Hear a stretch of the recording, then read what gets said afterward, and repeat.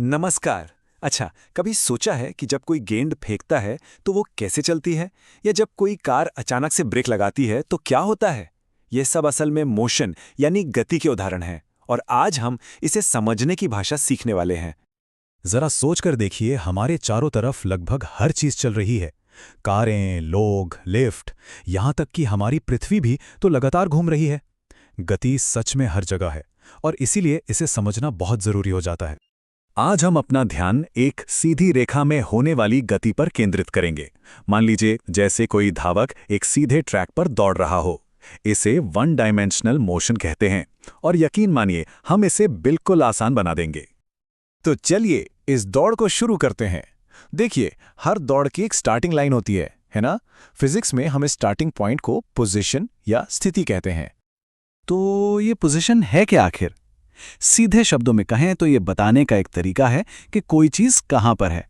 जैसे अगर किसी को बताना हो कि कोई कहां खड़ा है तो वो कह सकता है, मैं लाइब्रेरी से 100 मीटर पूरब की तरफ हूं।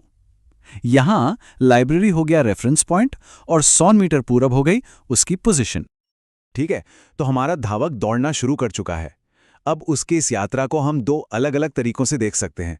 एक है दूरी और दूसरा है विस्थापन यानी डिस्प्लेसमेंट। ये दोनों शब्द सुनने में एक जैसे लग सकते हैं, पर इनके मतलब में जमीन आसमान का फर्क है। दूरी यानी डिस्टेंस का मतलब सीधा सा है कि किसी ने कुल कितनी जमीन तय की है। ये बिल्कुल गाड़ी के ओडोमीटर की तरह है जो हर किलोमीटर को जोड़ता जाता है, चाहे गाड़ी किसी भी दिशा में जाए।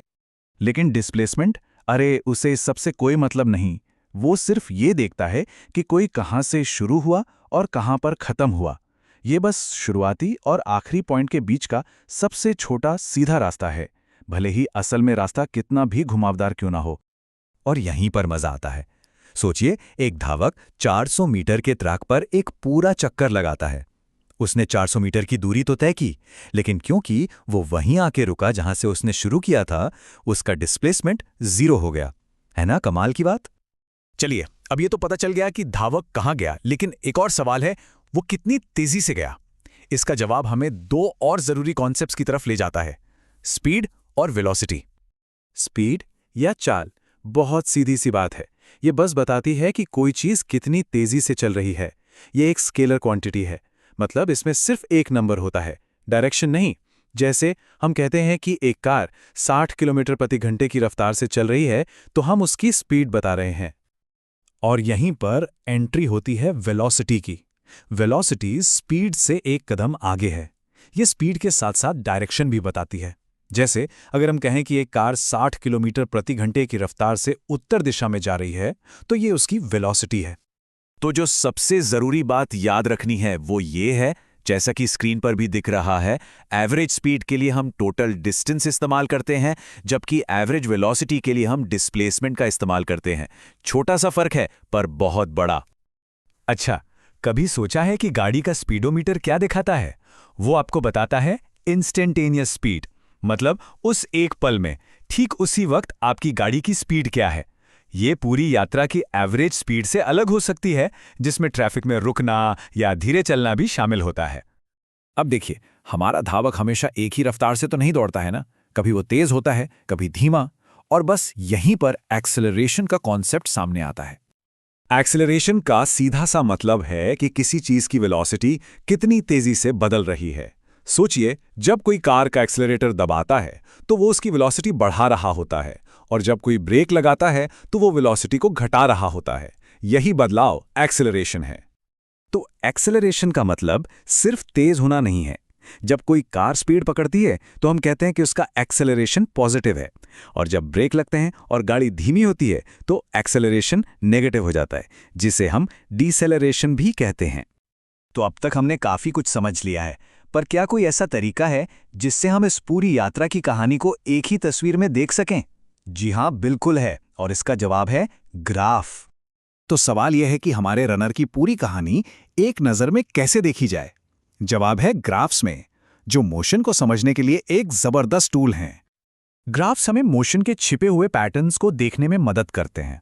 दो सबसे जरूरी ग्राफ हैं, पोजीशन टाइम ग्राफ और वेलोसिटी टाइम ग्राफ, और ये हमें गति के बारे में बहुत कुछ बता सकते हैं।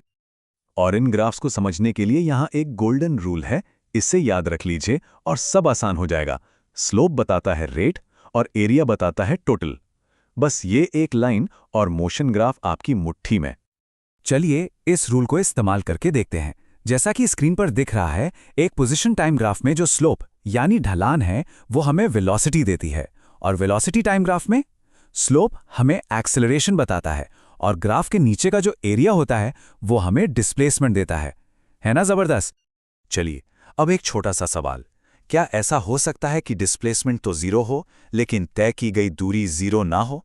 जरा सोचिए। हाँ, बिल्कुल हो सकता है। याद है हमारा वो धावक जो ट्रैक का पूरा चक्कर लगा रहा था? उसने 400 मीटर की दूरी तय की, लेकिन क्योंकि वो वापस अपनी स्टार्टिंग लाइन पर ही आ गया, उसका डिस्प्लेसमेंट हो गया 0। और अब आखिर में एक ऐसा सवाल जो सोचने पर मजबूर कर देगा। अगर एक्सेलरेशन हमें बताता है कि वेलोसिटी कैसे बदलती है, तो फिर वो क्या है जो हमें बताता है कि एक्सेलरेशन खुद कैसे बदलता है? इसका जवाब फिजिक्स की एक और भी ज्यादा दिलचस्प दुनिया का दरवाजा खोलता है। क्या आप उसे खोजने के लिए तैयार हैं?